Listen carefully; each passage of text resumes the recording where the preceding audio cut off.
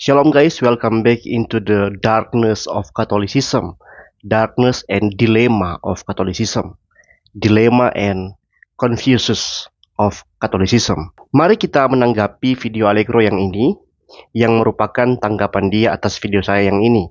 Mari kita mulai. Salve fratres, welcome back to the fragmentation of Protestantism. Kali ini adalah welcome to the fragmentation of Protestantism. Ketika Protestan bertanya apa itu Katolik, tapi lupa siapa dirinya. Ya, Katolik tidak bisa mengklaim sebagai satu karena Katolik dan Ortodoks saja sudah beda. Ini kata seorang Protestan yang tampaknya lupa bahwa denominasi mereka ada puluhan ribu. Lupa itu sengaja lupa ya. Ada satu fenomena menarik dalam dunia apologetika Protestan. Ketika mereka mulai menyelidiki perbedaan antara Katolik dan Ortodoks, mereka merasa telah menemukan harta karun untuk membenarkan fragmentasi mereka sendiri. Sayangnya, seperti orang yang tersesat di labirin lalu mengejek dua arsitek yang bertengkar soal desain, mereka lupa satu hal. Mereka bahkan tidak punya rumah. Nah, jadi karena nggak bisa menjawab pertanyaan saya apa itu Katolik, Allegro memilih untuk balik menuduh bahwasannya Protestantisme lah yang adalah proyek gagal karena fragmentasi, tak bersatu dan kehilangan otoritas. Jadi bukannya Allegro menjawab, Allegro malah hanya balik membandingkan perbedaan dalam Protestan dengan perbedaan dalam Katolik dan Ortodoks yang dua-duanya mengaku Katolik sih. Dia bilang, lihat, kamu bahkan tidak punya rumah. Sungguh sebuah tanggapan yang substansial ya. Terbukti Allegro ini memang hebat merangkai kata untuk menutupi kesalahan-kesalahan yang terbukti di depan kita. Tapi juga terbukti Allegro ini nggak bisa menjawab pertanyaan filosofis yang saya berikan. Apa itu Katolik? Tapi beginilah Allegro ya. Nggak pusing dia kalau nggak menjawab. Yang penting sudah buat video tanggapan. Allegro mengejek Protestan karena membahas perbedaan antara Katolik dan Ortodoks. Tapi fakta, tetap fakta. Katolik dan Ortodoks itu berbeda dalam otoritas paus, filioque, dan definisi dogma Maria. Perbedaan itu bukan sekedar preferensi liturgis, itu menyentuh inti teologi dan struktur gereja Katolik. Dan ini bukan pertengkaran kecil, ini adalah perpecahan yang saling mengutuk yang telah berlangsung lebih dari 1000 tahun. Jadi ketika Katolik mengklaim kesatuan, itu seperti orang yang kehilangan separuh tubuhnya, tapi berkata, aku masih satu kok. Menuduh Protestan tidak punya rumah, padahal rumah mereka itu terbelah dua, hancur terbelah dua, dan kuncinya bahkan hilang entah kemana. Tapi saya senang ketika Allegro menuduh Protestan tidak punya rumah. Saya jadi teringat dengan perkataan Yesus sendiri. Matius 8 ayat 20. Serigala mempunyai liang dan burung mempunyai sarang, tapi anak manusia tidak mempunyai tempat untuk meletakkan kepalanya. Sama, serigala atau burung paus, liangnya atau sarangnya itu ada di Vatikan. Protestan sama dengan Yesus ya, nggak punya rumah tunggal. Karena Protestan tidak sibuk membangun rumah sendiri. Protestan membangun banyak rumah, membentuk satu kerajaan dengan Kristus sebagai satu-satunya raja yang hidup. Ada argumentasi berupa retorika kosong bertopeng logika. Seseorang, kita sebut saja Mr. Anonymous, berusaha membongkar kepalsuan kesatuan Katolik dengan memaparkan 10 perbedaan antara Katolik Roma dan Ortodoks Timur. Dia bertanya dengan gaya sok filosofis, kalau Ortodoks dan Katolik berbeda, apa bedanya dengan Protestan? Jawabannya sederhana, Ortodoks dan Katolik masih punya imamat apostolik, sakramen yang sah, dan konsili ekumenis bersama. Sementara Protestan bahkan tidak bisa sepakat apakah baptisan menyelamatkan atau tidak. Sudah sepakat atau belum? Oh, begitu ya. Jadi Katolik itu artinya imamat yang sah. Oke. Tapi yang mana imamat yang sah? Yang mengakui paus di Roma sebagai kepala gereja universal? Atau yang menolak itu? Yang mengajarkan Kristus hadir dengan cara transubstansiasi? Atau yang misteri? Yang mengajarkan Maria dikandung tanpa dosa asal? Atau yang bahkan tidak percaya pada konsep dosa asal? Yang mengajarkan Roh Kudus keluar dari Sang Bapa dan Sang Anak, atau yang mengajar hanya yang keluar dari Sang Bapa? Kalau hanya mengaku sah-sah-sah, tapi ada perbedaan signifikan, maka apa itu imamat yang sah? Imamat yang sah itu adalah omon-omon. Bahkan bukan hanya omon-omon, saudara. Imamat yang sah, makna dari kata ini, dari frasa ini, itu pun kosong, nggak ada maknanya, saudara. Karena terbukti, bidat-bidat besar muncul dari dalam imamat yang sah. Uskup Arius, uskup saudara ya, uskup Arius, uskup Pelagius, uskup Nestorius, uskup Eutyches, uskup Donatus, dan Paus Honorius. Terbukti imamat yang sah adalah omon-omon karena gagal mempertahankan imamat yang sah sebagai sah. Karena yang Alkitab ajarkan itu adalah keabsahan seorang Kristen, bukan tergantung pada struktur, tapi pada iman yang benar. Seperti yang Paulus tegaskan dalam surat Galatia, bahkan kalau ada dari antara para rasul sendiri yang mengajarkan apa yang berbeda dari apa yang telah Paulus ajarkan, terkutuklah dia. Menunjukkan bahwa yang membuat seseorang menjadi Kristen yang sah adalah apa ajaran yang dia percaya, bukan dari struktur imamat rasul yang mana dia berasal. Karena terbukti, uskup-uskup tadi menerima tabisan imamat yang sah, tapi pun jadi bidat.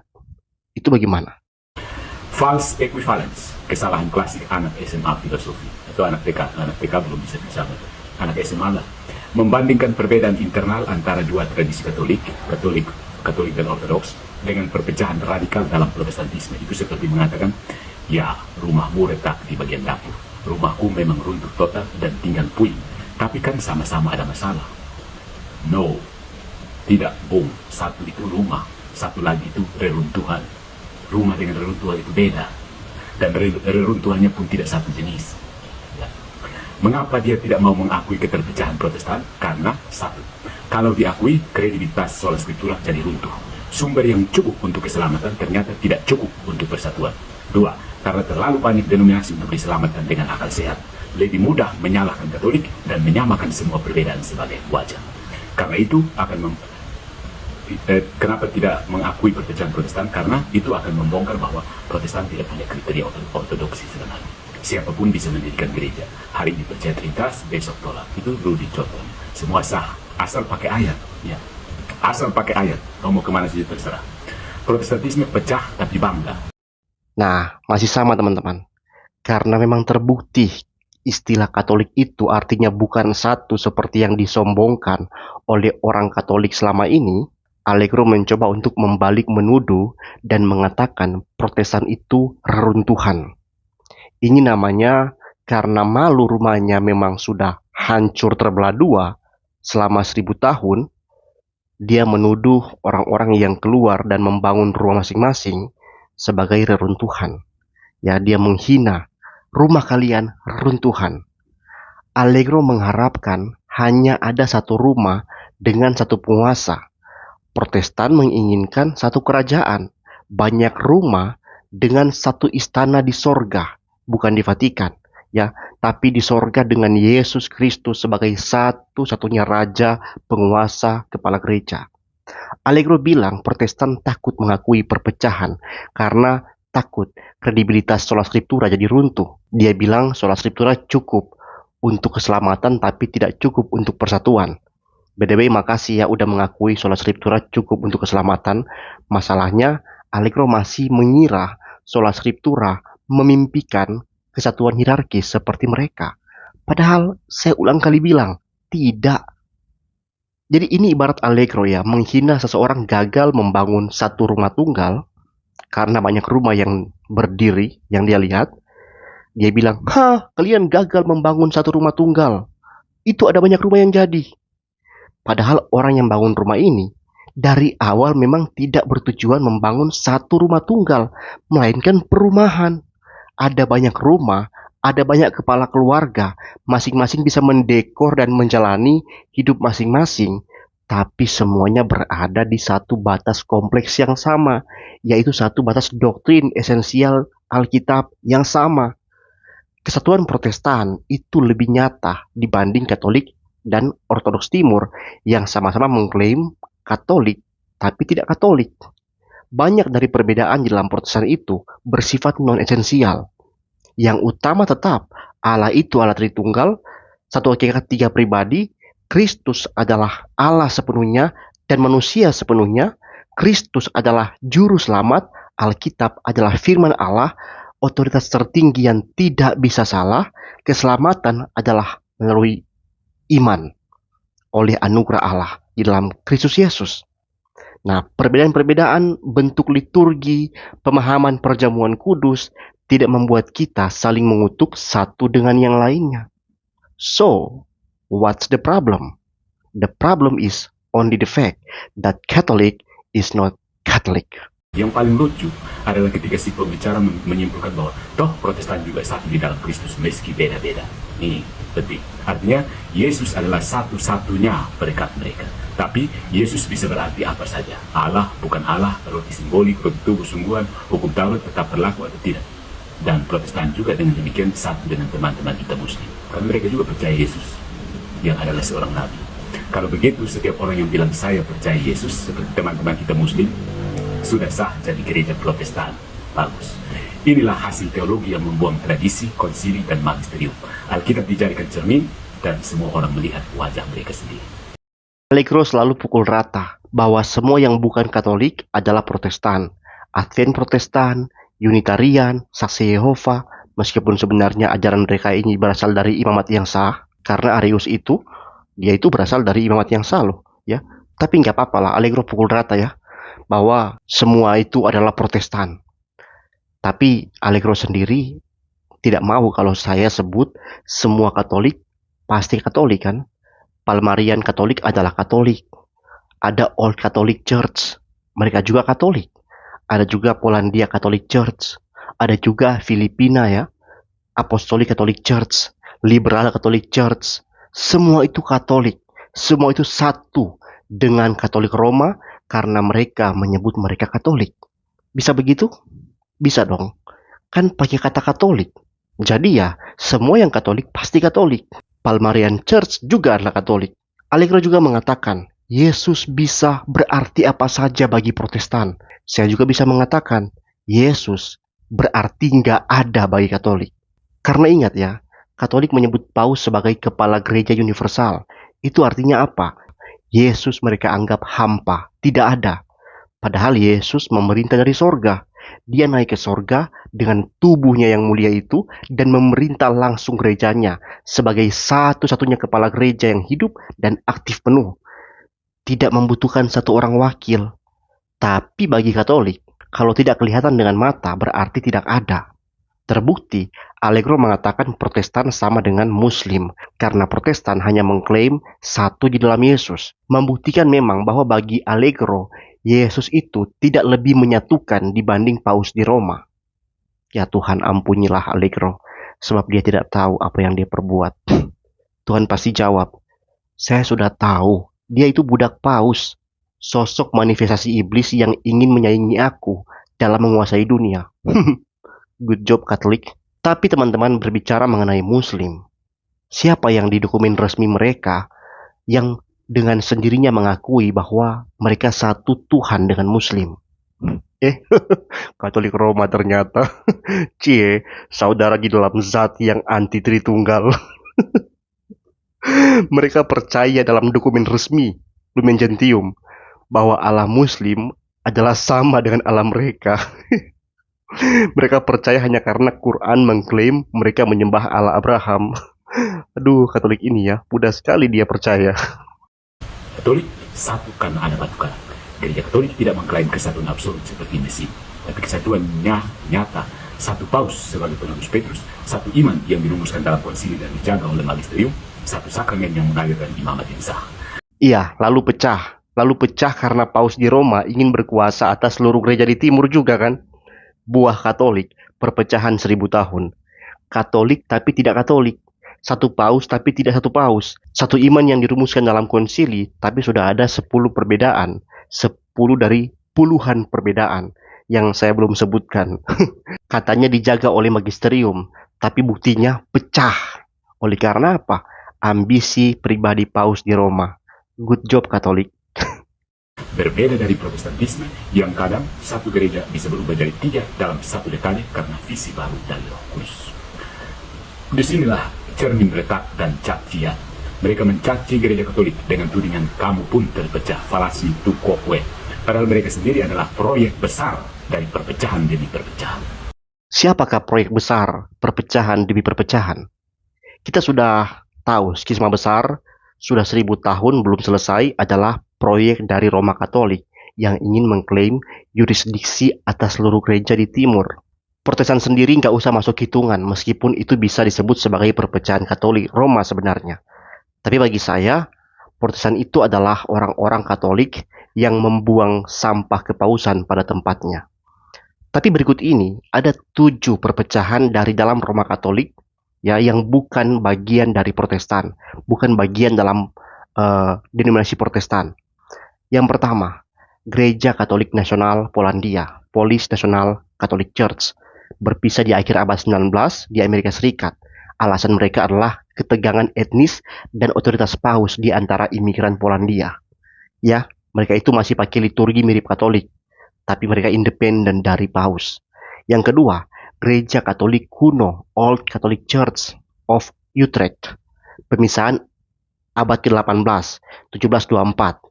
Alasan mereka adalah karena penolakan terhadap infalibilitas paus dan sentralisasi kekuasaan Roma. Mereka masih pakai liturgi tradisional dan sakramen yang Latin yang sama dengan Katolik, tapi tanpa mengakui paus. Ya, yang ketiga, Gereja Katolik Kuno Jerman dan Swiss, Old Catholic Churches of Germany and Switzerland, berpisah pasca Konsili Vatikan I 1870, menolak dogma infalibilitas paus tadi. Ya, melahirkan perpecahan lagi ya kan. Gereja ini unik, mereka seringkali bekerja sama dengan Anglikan dan gereja-gereja reformasi. Yang keempat, Gereja Katolik Liberal, Liberal Catholic Church, berpisah awal abad ke-20. Alasan, infiltrasi teosofi dan sinkretisme ke dalam liturgi Katolik. Ya, jadi mereka punya alasan juga, yang bukan karena perpecahan Protestan, mereka dari dalam Katolik. Nah, sakramen mereka mirip Katolik, tapi ada ajaran yang sangat liberal dan esoterik ya. Yang kelima, Gereja Katolik Melkite Independent. Beberapa komunitas yang berpisah pada abad ke-18 sampai 20. Alasan mereka adalah karena konflik internal dalam hubungan Roma dengan Ortodoks Yunani Arab. Nah, ciri mereka itu mereka masih beberapa kelompok keluar dari Melkite Katolik untuk kembali ke Ortodoks. Yang keenam, Gereja Katolik Patriotik di Tiongkok, Chinese Patriotic Catholic Association, berpisah tahun 1957 dengan alasan pemerintah Tiongkok menolak otoritas paus atas umat Katolik di Tiongkok. Kasihan ya paus ini, ketika mengklaim otoritas malah banyak yang berpisah. Kasihan sekali. Jadi mereka pun mengklaim Katolik, tapi mereka menunjuk uskup sendiri tanpa mandat dari Roma. Luar biasa. Yang ketujuh, Gereja Katolik Apostolik Brasil, Igreja Católica Apostolica Brasileira, berpisah tahun 1945 oleh Uskup Carlos Duerta Costa dengan alasan kritik terhadap Vatikan dan kedekatan dengan pemerintahan fasis. Mereka mempertahankan sakramen, menolak selibasi, ya, mereka itu masih boleh menikah, dan terbuka pada reformasi sosial. Nah, dari semua fakta ini terbukti, ya, yang mengaku satu, toh masih aja melahirkan perpecahan demi perpecahan demi perpecahan dari dalam tubuh mereka sendiri. Jadi sekali lagi, apa itu Katolik? Katolik artinya omon-omon. Ironisnya, mereka tidak menyadari bahwa setiap kritik yang mereka tujukan ke Katolik justru membongkar cacat diri mereka sendiri. Kalau kamu mengatakan Katolik tidak bisa mengklaim kesatuan karena ada Ortodoks, maka kamu juga tidak bisa mengatakan Protestan satu dalam Kristus kalau kalian sendiri tidak tahu siapa yang benar. Sola Scriptura tanpa magisterium adalah seperti Alkitab di tangan pencuri. Bisa dijadikan apapun, bahkan alasan untuk membentuk sekte baru setiap minggu. Selamat datang di dunia Protestan, satu Tuhan, satu Alkitab, dan sejuta tafsir. So guys, jelas ya sampai akhir videonya, Allegro tidak bisa menjawab apa itu kesatuan. Hanya balik menuduh, kalian juga Protestan berpecah.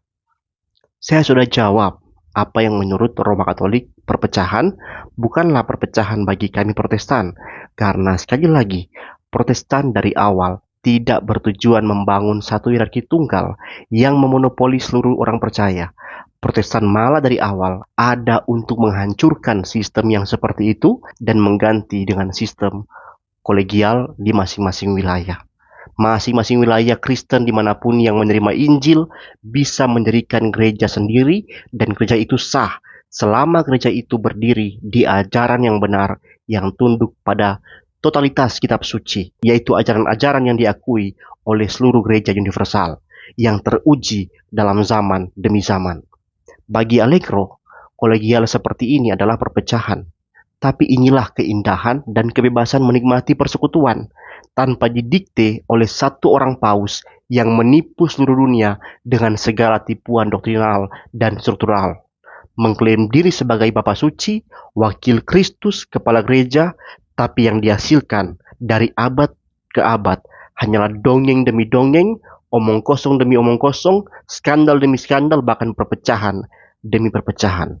Jadi, kepada saudara-saudara Katolik yang menyindir bahwa Protestan tidak punya rumah, terima kasih, karena kami memang lebih senang membangun perumahan Kristus di seluruh dunia ketimbang membangun satu rumah megah yang sebenarnya juga sudah terbelah dua, tapi menolak Kristus sebagai satu-satunya pemimpin kepala gereja.